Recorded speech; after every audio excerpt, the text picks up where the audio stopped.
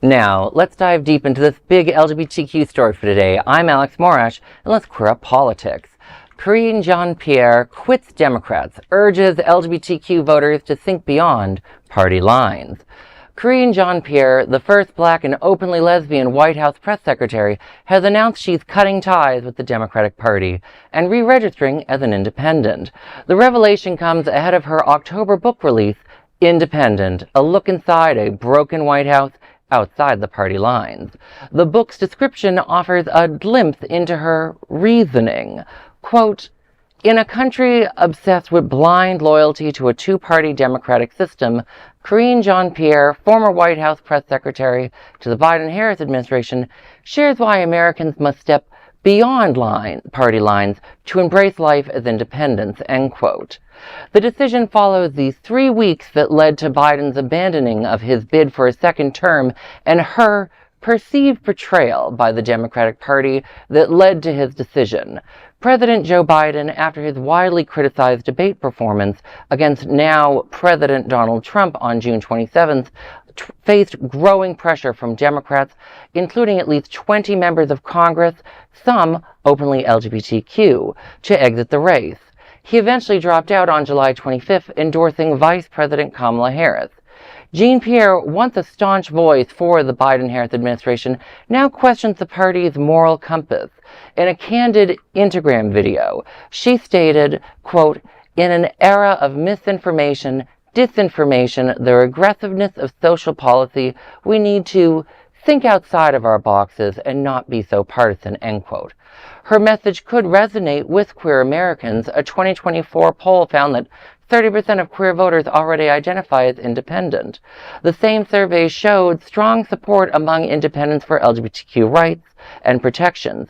Jean-Pierre now says she's committed to working side by side with anyone, as long as that person reflects the community she belongs to and vulnerable communities that she respects. And which makes us ask, what does this mean for the queer community? And I have more than a few thoughts on this because people were sending me her announcement, and many people know I've had a few criticisms of the Democratic Party. I want to say first off to Jean-Pierre, I'm sorry you didn't get that position on The View. That does not mean that this is how you get through that situation.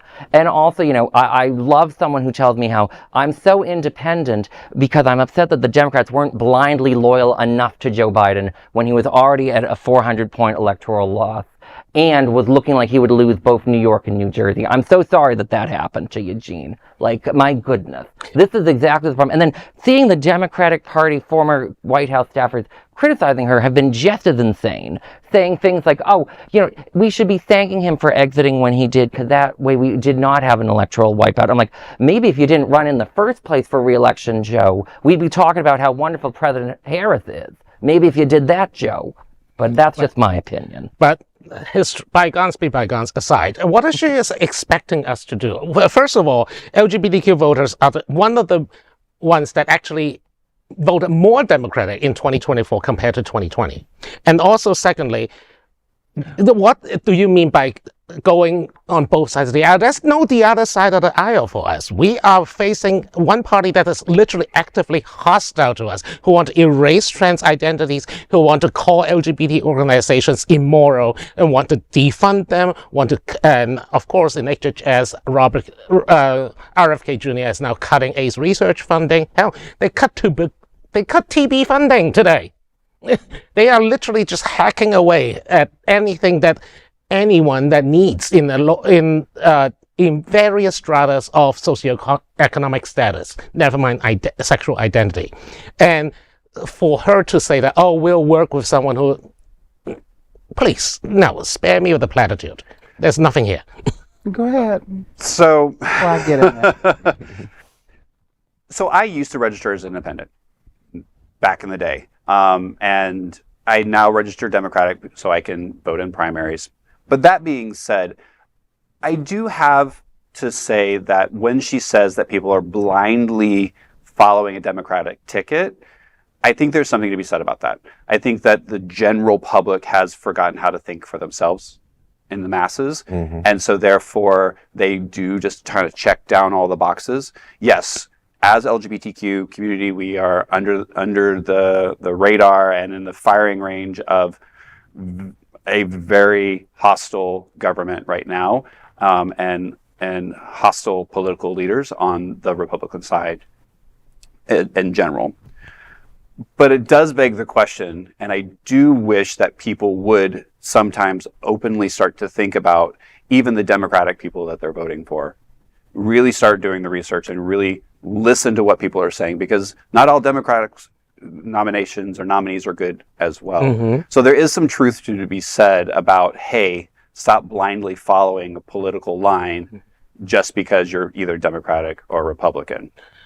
I just want to additionally point out, sorry for holding up everyone's time, but the whole thing about independents, over majority of independents support LGBTQ rights, but the poll, I don't know if the poll actually asks what their priority on LGBTQ rights is. Sure. If, you know, they might just throw us down the river for the sake of cheaper eggs, which is exactly what happened in 2024. Absolutely. You know, no, don't mind my gay neighbors. There is something to what Rex was saying about that. The only thing I want to add to that, though, is like someone who was literally the voice of one of the two major parties' presidents to magically be independent and that same day be like, oh, now I have a whole new independent perspective. I'm like, do you have an independent perspective, madam? You've been part of one party apparatus for a long time. I mean, that's just me. I totally agree, and I know that Adriana is waiting to say something, but I mean, we're also talking about a president that also backed Democrats and then backed Republicans and then backed Democrats, and he backed whoever his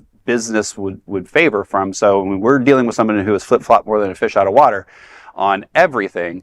So my only point is that I think people in general, the general public, needs to start thinking before they're reacting and do the research. And I find that a lot of people that I've talked to, they just go, you know what, I'm voting down Democrat. And I'm like, well, there's two Democratic people there on that ballot. Do you know which one is better? Do you know which one is going to be beneficial for you, not just go down the ticket? And that's, you know, kind of my point in that perspective. So I'm going to say, I don't know if she's telling us to do anything. I think that she did what she felt was best for her and her family. And I think that when she was talking about crossing the lines, if you think about Biden before he was president, before he was vice president, was in the Senate, he was known for dealing with Republicans and Democrats, being able to cross lines to get the job done. I mean, I know that that's like not heard of anymore because everyone is so partisan. So her making that comment to me is like, hey, I'm an independent, but listen, if you're supporting the LGBTQ community and other minorities, I'm here. If you're Republican or if you're Democrat, then I'll work with you. That's what I got from that. But when you think about all of our various intersectionalities, when you're talking about voting and towing the line, you know, like I said, I used to be vice president of the Dolphin Democrats, and we would have candidates that would come in and give us their spiel, and we would vote on them, and then we would have a whole endorsement thing to whereas this is who you're supposed to vote for, and we give everyone that little doorknob or that palm card for everyone to vote for those people. But then you would take that out into perhaps the black community that is still Democrat, and it wouldn't necessarily be beneficial for them, you know? So you have to think when you're just towing one line, you know, what does that look like for us as Democrats? Absolutely, and I think that's, and unfortunately, it's on both sides. You know, same with Republicans. You know, there are some Republican friends of mine who are probably not as, you know, they're not Trumpers, so they don't toe the line, but they're more conservative and those types of things. So that's why I say, you know, we were gifted with a brain, so please use it and do your research and go to places like the Dolphin Democrats and, you know, and HRC and other organizations that do, you know, give you background on your political figures that you're about to vote on. So that is our big LGBTQ story for today. There is no other queer nonprofit media platform like this in the entire world. Support our LGBTQ stories by subscribing and sharing Queer News Tonight.